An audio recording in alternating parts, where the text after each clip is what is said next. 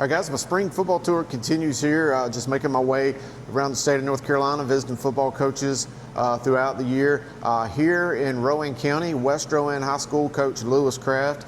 Coach, in your weight room, this is, I love to do a lot of my interviews in the weight room because this is where, the foundation of programs really begins. But just tell us how the spring's going and just how everything's going with you and your program.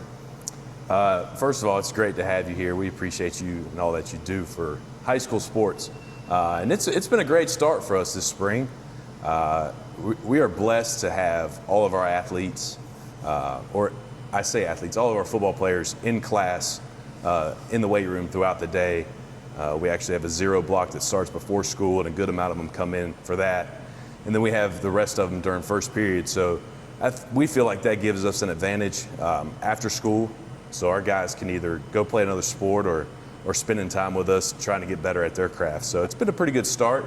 We'll start full team activities on the 15th. Okay. Everything so far has just been individual stuff, so it's been good. Yeah, and I love the fact that, I'm going to pan the camera around, just kind of get some shots of this incredible weight room you got. Obviously, anytime you can hang, back-to-back state championship banners and, all the space you got here, is a pretty cool setup, Coach. But I love the fact that you talk about, allowing players to play other sports. I'm a big,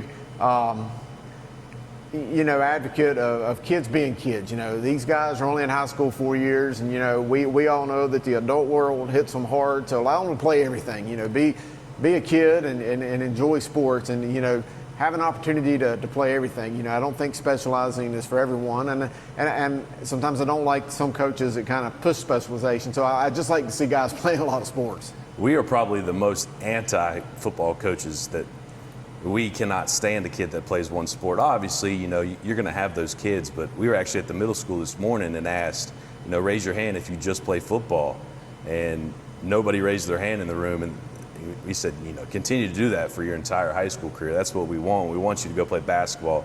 We certainly want you to wrestle because there's a lot of translation in that. And go play baseball, go run track, go play tennis if you want, go play golf. It doesn't matter. As long as you're competing, competition is the one thing that translates to no matter what sport you're playing.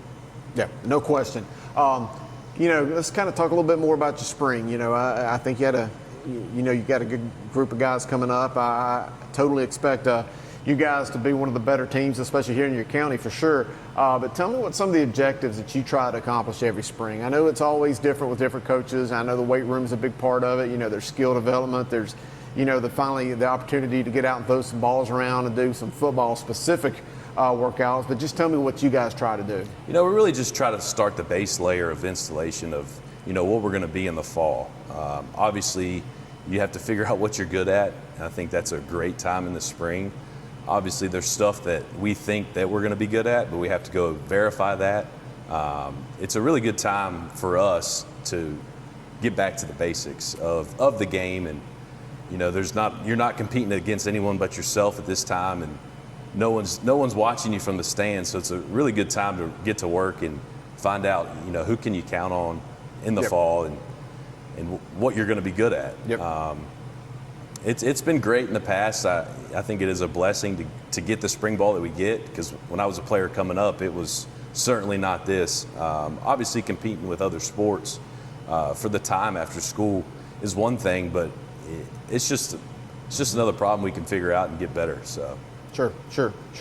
You mentioned, the past, you played here, won some championships here, played for Coach Scott Young. There's no better guy to learn from, as a player, and I still think the world of Scott. But, I always thought the West Rowan had just a little bit of a swagger and definitely some toughness to them compared to a lot of the teams you played. Tell us a little bit about that mantra, that mentality that it takes to be a football player for the Falcons. Well, there's definitely a lot of pride to wear the Falcon blue and represent West Rowan, no matter the sport. You look around at our coaches that are coaching here, a good amount of them are alum. There's every year we graduate a class, and typically that same year they're back on the sidelines for at least a game or two. It's special. Mm-hmm. Obviously, I'm biased as playing here and graduated from here. I can't really describe it other than it just feels like a sense of togetherness and family that this is home for a lot of people, and I hope that this current group of Falcons understands that and understands the value behind what it means to play here. Because, as you said, we're blessed with our facilities that we have. We're blessed with the crowd that comes out every Friday night, blessed with good admin and really good kids. So I don't ever envision myself leaving here for another job. Like, this is home. And that's all we're trying to instill within the kids, is an understanding of this is really important to play for the Falcons. Yep. And really important to play for your community. You know, I'm a huge advocate of guys playing for your community, playing for something bigger than just yourself. You know, and also just you know, promoting coaches like I do, because it's men like you that are, you know, teaching these young men to be better husbands, fathers. You know, next crop of coaches here at West Rowan, leaders in the community. You know, there's something to be said about football, and I know it's, you know, somewhat artificially created, but I think that the adversity that the game creates makes better men, you know, after graduation. Oh, there's no question. There's a lot going on in the world right now. Problems and differences. You don't see a whole lot of that in a football locker room. That adversity that's in that locker room, I think a lot of people could use a good dose of. Yes. We don't see a whole lot of issues within our locker room. You know, people come from having nothing, from driving the new trucks and different races and different socioeconomic statuses, like, and if they can get along to play the game of football, you know, anybody can. So I think football is a very big teacher in life, and going through that adversity and doing hard things, it's important.